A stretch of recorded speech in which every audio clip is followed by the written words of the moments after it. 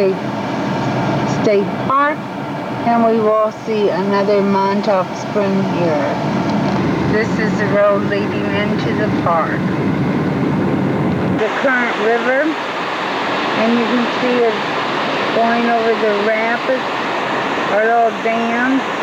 This is a noted area for trout fishing. We'll take it out again.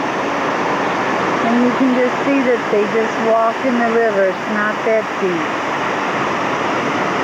It's in the current river. And this is just a very deep, quiet area. And as you can see, it's also like a mirror lake. The people are standing on the bridge fishing.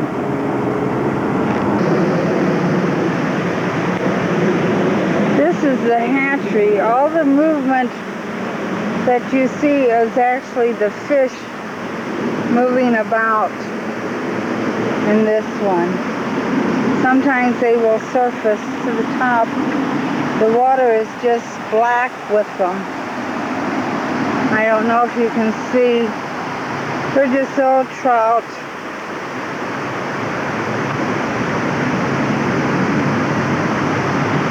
We'll come over here. The falls from the hatchery that goes into the current river.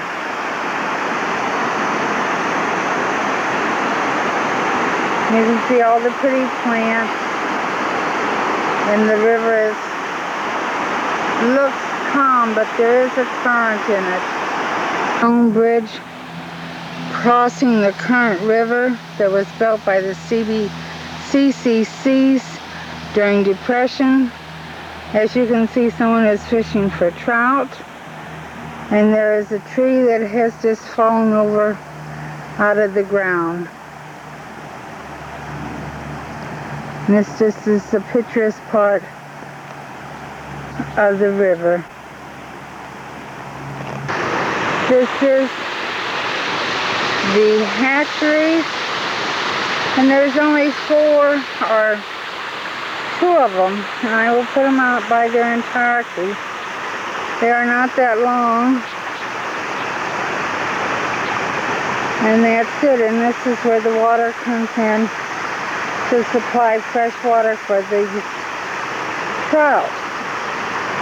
This is the Montauk Mill. Of course, it is no longer in operation.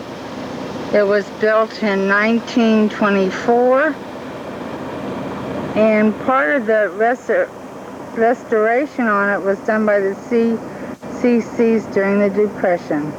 I will go in and see if I can go into the mill or if the door is locked. This is just looking into the office of the mill, but I'm going to read the history of it. The Montauk Mill operated from 1896, when Timothy Hickman built it, until 1927, when Missouri bought it for the new state park. In those 30 years, Miller ground tons of wheat into flour and corn into cornmeal for local families. The Montauk community includes several general stores, a post office, a blacksmith shop, at least a half-dozen homes, and a justice of peace. School, churches, and sawmills were scattered throughout the surrounding country. Of all the ways to use water power, the turbine wheel was considered most efficient in 1896. The Montauk Mill turbine could still work. It is around the corner of this building. You'll note this is a turbine which is no longer in use, but it still has a handle for a shed to maintain water, and this is the back part of the mill. Now the stream no longer comes through here as it would with the mill, because there is all kinds of plants growing in the area.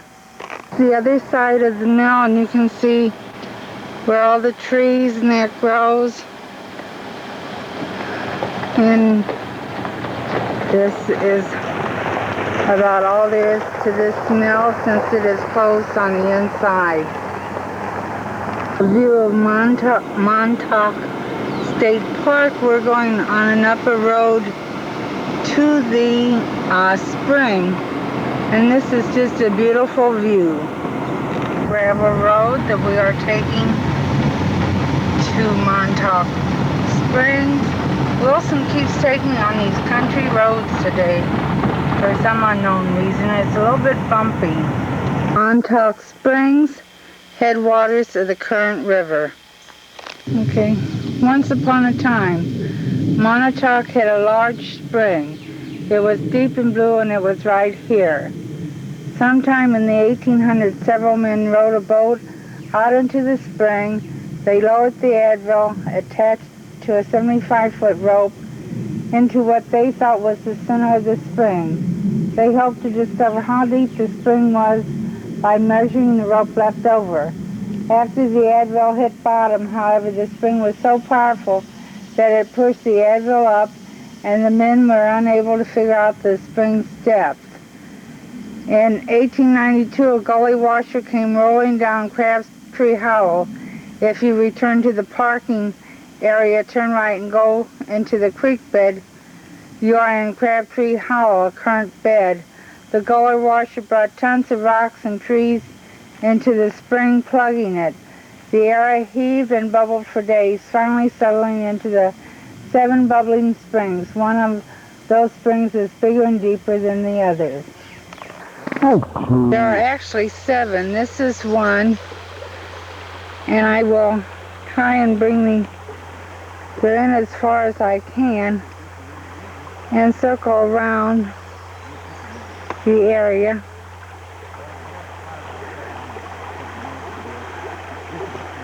So that you can see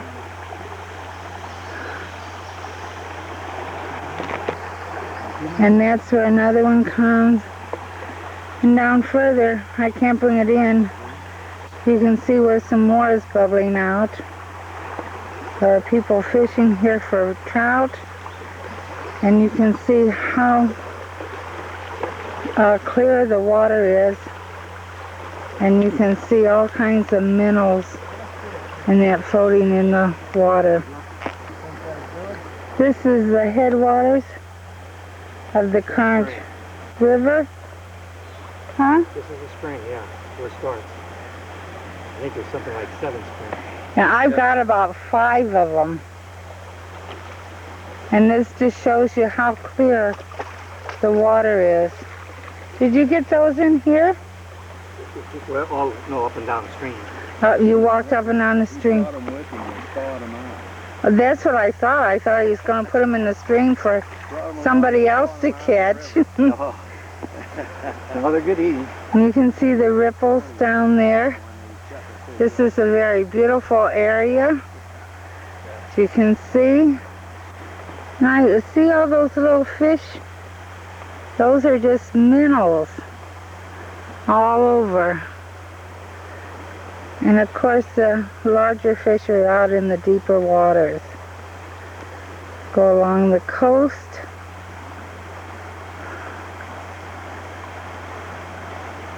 And there's the rocks where you can hear some more rippling. This is the last spring that we will be taking on our tour of the springs. And we have